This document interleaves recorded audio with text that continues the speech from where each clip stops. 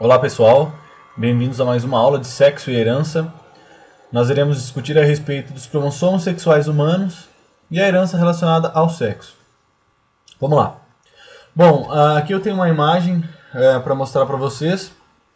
Então aqui tem um cariótipo humano com a possibilidade de um homem XY ou uma mulher XX, tá?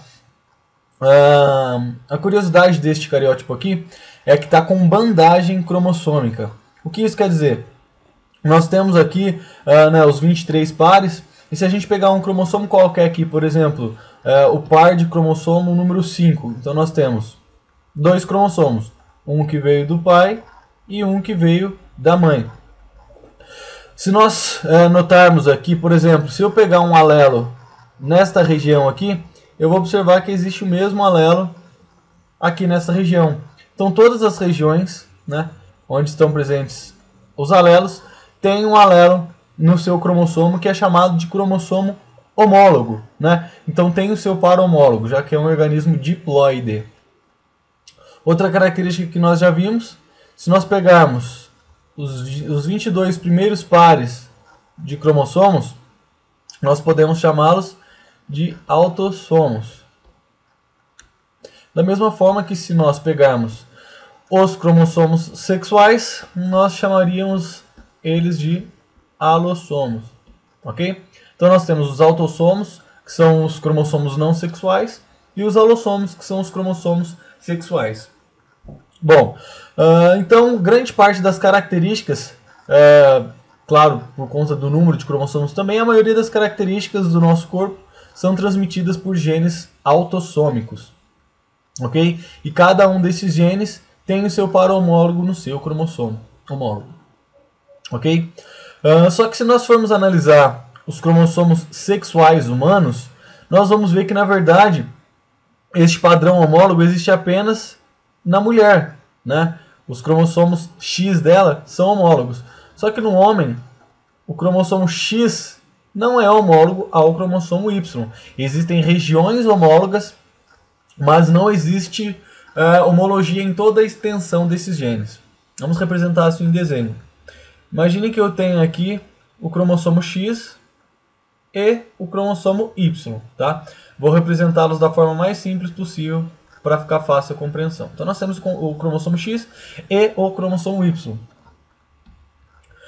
Vamos partir do princípio de que esta região aqui embaixo seja a região homóloga entre o cromossomo X e o cromossomo Y. Ou seja, se eu tiver um alelo aqui, eu teria o mesmo alelo aqui no cromossomo Y. Essa região, essas duas regiões, expressam genes para a mesma característica. Então nós dizemos que essa região aqui é uma região homóloga de X e Y. Ok? Expressando para a mesma característica. Se nós formos analisar agora esta região aqui, ela não é homóloga desta região aqui. Essas duas regiões aqui não são homólogas. Então eu tenho esta região aqui e esta aqui. Esta eu chamo de região não homóloga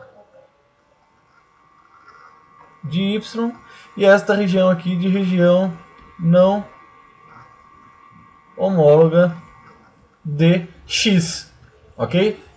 E isso traz uma série de implicações para as características de um indivíduo, tá? E essas características ou heranças nós a relacionamos com o sexo e nós discutimos herança relacionada ao sexo, ok?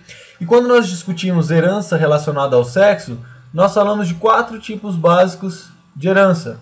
Então tem aquele tipo de herança, que é aquela herança que é parcialmente ligada ao sexo.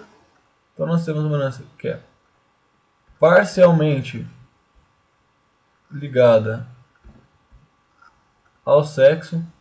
Nós temos a herança que é aquela ligada ao sexo. Nós temos uma herança do tipo restrita ao sexo, também conhecido como herança holandrica, ok? E nós temos o tipo de herança que é aquela influenciada pelo sexo, ok? Vamos tentar compreender esses diferentes tipos de herança analisando as regiões de homologia entre os cromossomos. Então, novamente aqui, um cromossomo X e novamente aqui um cromossomo Y. Vamos mais uma vez representar as regiões homólogas e as regiões não homólogas.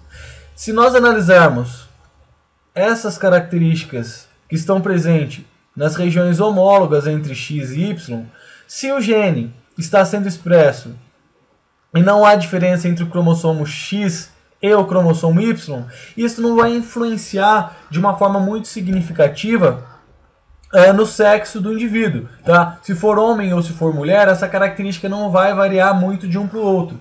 Por isso, os alelos que estão localizados nas regiões homólogas entre X e Y influenciam um pouco no sexo, nas características típicas de homem ou de mulher. Por isso nós dizemos que essa herança é uma herança parcialmente ligada ao sexo. Ok? Parcialmente ligado ao sexo, justamente pelo fato de que não há uma influência tão grande na diferenciação sexual, se nós podemos dizer assim, porque eles estão localizados tanto no cromossomo X quanto no cromossomo Y. No entanto, nós temos características, alelos, que estão presentes ou no cromossomo X ou no cromossomo Y, ok? Então, se nós formos pensar por esse lado, nós dizemos que as características que estão ligadas ou ao cromossomo X ou ao cromossomo Y, elas vão estar ligadas ao sexo.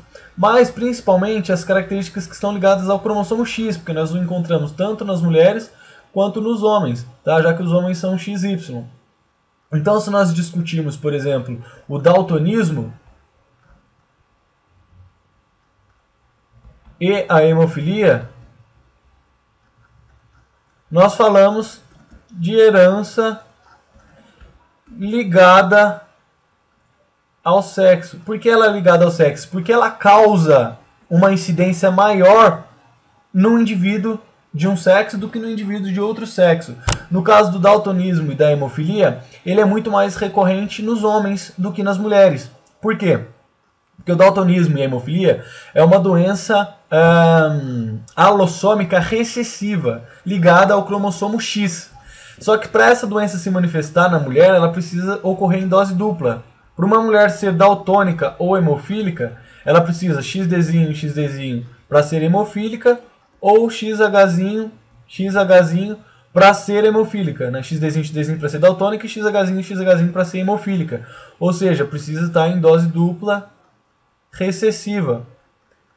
Já o homem, basta ele ter apenas o gene recessivo, que ele já vai ser daltônico ou hemofílico, tá? Por isso é muito mais recorrente em homem do que em mulher. Nesse caso aqui, nós chamamos esses indivíduos de hemizigotos, porque eles têm apenas um alelo daquele gene, tá? Ele não tem o outro alelo para ser considerado um homozigoto ou um heterozigoto, então ele é considerado um hemizigoto. No caso, se ele não for um indivíduo portador daquela doença, ele é um indivíduo hemizigoto dominante. Se ele tiver a presença dessa doença, ele é chamado de hemizigoto recessivo, tá? Já as mulheres daltônicas, elas podem ser portadoras da doença, mas elas não manifestam. Então elas podem ser XDzinho. Elas têm o gene responsável pelo daltonismo, por exemplo, porém ele não se manifesta no seu fenótipo, tá? Por conta desse gene dominante aqui que impede a existência do daltonismo, ok? Então, no caso aqui dessa doença ligada ao cromossomo X, nós dizemos que é uma herança ligada ao sexo, tá? Da mesma forma que tem uma doença que está ligada ao cromossomo X, tem uma característica que também está ligada ao cromossomo Y, tá? E essa característica que está ligada ao cromossomo Y, ela é restrita ao sexo, tá? Porque ela só acontece em homens, porque mulheres não têm cromossomo X. Então nós chamamos esta característica como sendo restrita ao sexo, Tá? Um exemplo de herança restrita ao sexo é a hipertricose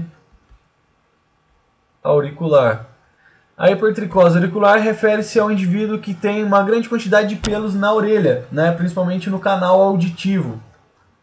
Por isso auricular. Tá? Então todos os indivíduos homens que apresentam hipertricose auricular vão transmitir essas características para os seus filhos e não para as suas filhas, já que é uma doença, novamente, ligada ao cromossomo Y, ok?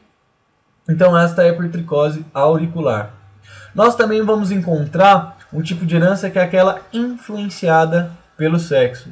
Na herança influenciada pelo sexo, o que nós observamos é que esta característica ela pode ser transmitida por qualquer cromossomo autossômico, tá? Então ela pode ser transmitida por um cromossomo autossômico, porém a sua recorrência em homens ou mulheres é diferente, tá? Como exemplo de uma herança influenciada pelo sexo, nós podemos citar a calvície, tá? Então a calvície pode afetar tanto homens quanto mulheres. Então a calvície é uma característica transmitida por um gene C. Tá? Então a presença desse gene C indica que o sujeito vai ser calvo, ok? Porém no homem essa característica é dominante, ok? No homem ela é uma característica dominante, só que na mulher ela é uma característica recessiva. O que isso quer dizer? Por exemplo, se eu encontrar um indivíduo cesão e cesão e ele for um homem, ele vai ser calvo, já que ele tem a presença do gene C, que é o causador da doença. A mulher também será calva, porque também tem o gene que manifesta essa característica. Tá? O indivíduo cesinho do sexo masculino vai ser portador dessa característica, porque ele tem o gene dominante cesão. A mulher cesinho, ela vai ser uma mulher normal, porque ela apresenta apenas uma variante daquele alelo. Então ela não vai ser porque não está em dose recessiva. Porém, quando a gente tiver um indivíduo em dose recessiva, no homem isso se comporta como um indivíduo normal. E na mulher isso se manifesta como uma mulher calva. Tá? Então a gente pode observar essas diferenças. No homem se comportando como um gene dominante e na mulher como um gene recessivo. Só retomando aqui, um exemplo de herança parcialmente ligada ao sexo, que é essa aqui que nós colocamos em azul, nós podemos citar a cegueira para cores, tá? Não é uma cegueira total, tá? Uma cegueira para cores. O indivíduo não consegue identificar cores, ele só enxerga em preto e branco, tá? Uma doença que afeta os cones que ficam localizados na retina, que são uma das células fotossensíveis, ok? Então, todas essas características que nós discutimos aqui, elas são características de herança relacionada ao sexo, afetando os cromossomos sexuais humanos, ok? Espero que tenha ficado claro. Nas próximas aulas nós voltamos a discutir um pouco mais sobre as heranças, principalmente a ligada ao sexo. Espero que tenha entendido. Até a próxima.